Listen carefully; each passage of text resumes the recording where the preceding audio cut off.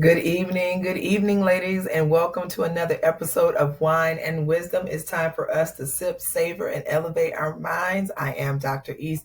Thank you so much for joining me. I am wine and wisdoming on the go. And so I did not have my fancy wine glass tonight, but I do have a coffee mug, and baby, that'll work because it still holds the wine. Can I sip on that?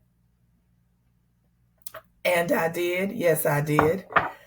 Tonight's topic, ladies, is about dealing with those pesky issues of the negative body image. Like all of us are powerhouse women dealing with our bodies, dealing with society and the stressors. And then when we come home, it's our bodies that becomes that mainstay. That is the baseline of who we are and how we represent the world around us and how we grow and how we show up and tell our stories. But sometimes we can have hangups about our bodies, whether it's what we should wear, how we should style our bodies, whether we feel too little or too big, whether we're too dark or too light. There's all these different things that manifest in us. And so tonight we're going to talk about how to navigate those negative body images with a little bit more self-compassion, because those of us out here working and doing what we need to do, we need to be as kind to ourselves as possible. Am I right? Now, if something that I say resonates with you tonight, ladies, you know what I want you to do. Go ahead and sign up for the Seen and Be Heard call, which is an opportunity for me to help you show up in every room, whether it's the boardroom or the bedroom, so that you can be seen and be heard, to live your life with positive energy, fulfillment, and be able to communicate your wants and your needs, not only to others, but be kind and compassionate to yourself.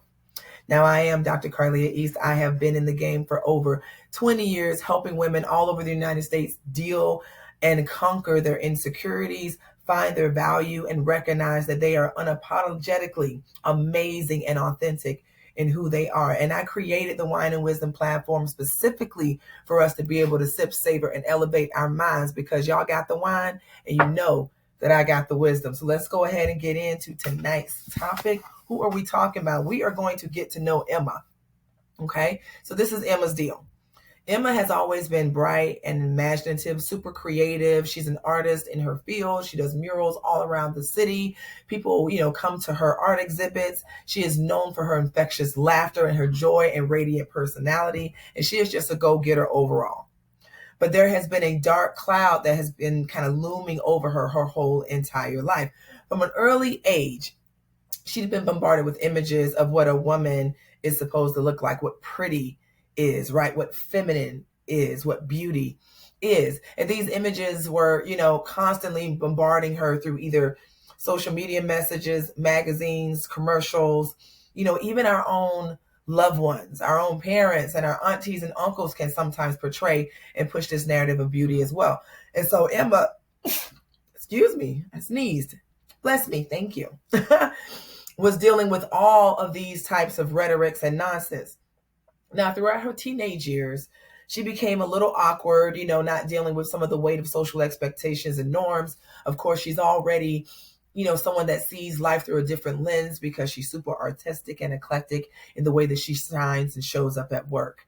And so she felt like she never actually measured up with everybody else, whether it was the latest fashions or the hottest looks, or even if she had people that were in her corner telling her that she was beautiful and amazing, she didn't quite grasp it. She didn't quite get it. She always caught herself looking and comparing and seeing others. And eventually her body images began to intensify. And her negative thought processes about how she felt every single day about her body became the baseline of who she is. Ladies, how many of us are covering up, or have covered up, or are tired of covering up, right? We've covered up our bodies. We've covered up our personalities. We, our love handles, our roles, our meat hooks, our fupas, and all these things, because we think that they're not beautiful. Why? Who told you that? Who told you that extra weight was an issue? Who told you that your freckles on your face were a problem, or that your wild, kinky, curly hair was an issue, or that the feet that you have bow-legged or not knees, those are not attractive? Like, who said that? We've tried mindfulness, right? Emma's tried mindfulness, going inside. She's attempted meditation. We've looked at journaling and also, all these different areas. But one of the things that we have to do is get into the core up here, because this is where it lies. These are where the misconceptions lie. And I know as a female, I have definitely dealt with not having the best self-esteem. I've dealt with going on weight loss and weight gain journeys. I've been victim of having moments and characteristics of depression and anxiety, and that fluctuates my weight. And I've definitely walked into my closet and gone to the things that were larger or baggier. And that made me feel worse, when what I should have been doing was accentuating the beauty and the curves and the magnificent folds and the skin and the elasticity that I was given, right? Instead of cherishing it, I was taught by outside factors, influences, society, peer pressure, TV, whatever, that wasn't beautiful.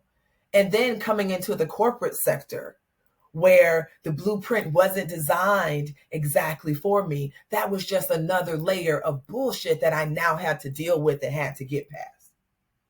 So what's the lesson that we need to take from today, ladies? What's the nugget? Y'all ready? Take a sip now, because y'all need to write this down. Y'all ready for the nugget? Now, the nugget is very simple. Self-compassion. It's real simple. The concept is rooted in self-care and self-acceptance. Think about it. You have to have self-care and self-acceptance in order to have self-compassion. How many of you are always there for other women, other females, your crew? You got their backs. Your homegirl who thicker than a Snickers, she roll up and you be like, girl, you so fine today. Them chunks that you letting out today is fierce and fire. And meanwhile, you go inside and stare at your stretch marks, or stare at discoloration at your skin, or frown, at a wrinkle, or how thin you are, or how thick you are. You don't love yourself enough. You've got to give yourself the same body compassion that you give another person, the same grace and understanding to be human that you give another person. You have to give yourself that same love and care. Self-compassion is not about self-pity or self-indulgence or any of that, but it's rather about fostering a healthier mindset for who you are. Because think about it. This body that you talking mad shit about is the one that gets you from A to Z.